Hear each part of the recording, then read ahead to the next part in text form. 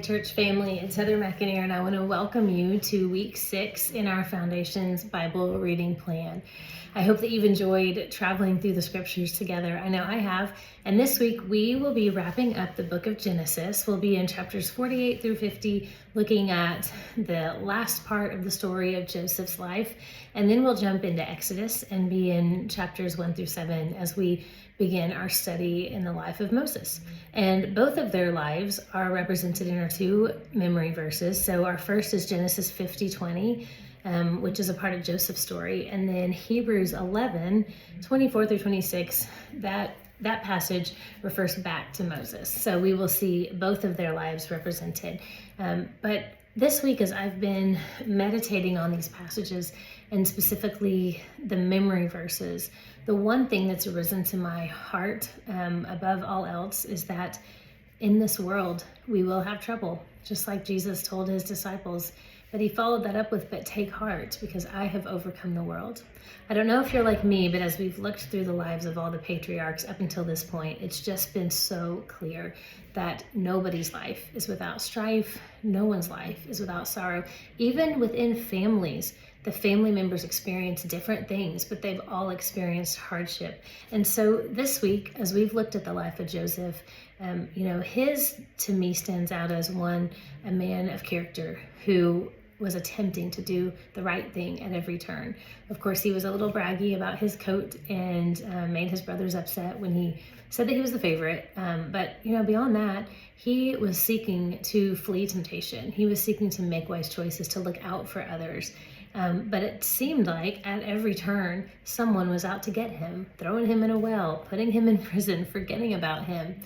And so I love Genesis 50 verse 20, that memory verse, and that's where I want to camp out because it gave me so much encouragement. This is the part of the story where Joseph's brothers are reunited with him, and of course they're terrified because he truly has the power to sentence them to death, and in their minds they deserve it.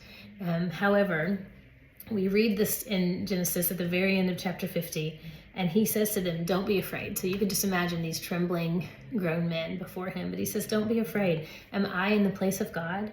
You intended to harm me, but God intended it for good, to accomplish what is now being done, the saving of many lives. To me, that is such a hope-filled passage that not only refers to the story of Joseph, but that we can all apply to our own lives. That at times, it may feel like the people around us, that the circumstances around us are intending to harm us, that our life is intending our demise, our harm.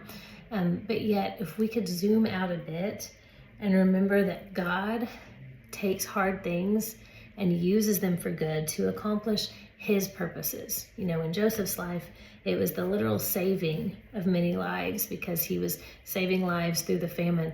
In our lives, maybe it's salvation by sharing the gospel with someone. In our lives, it's going to look different. It's very specific. God's plan for each of us is so specific, and our circumstances and our stories are so specific.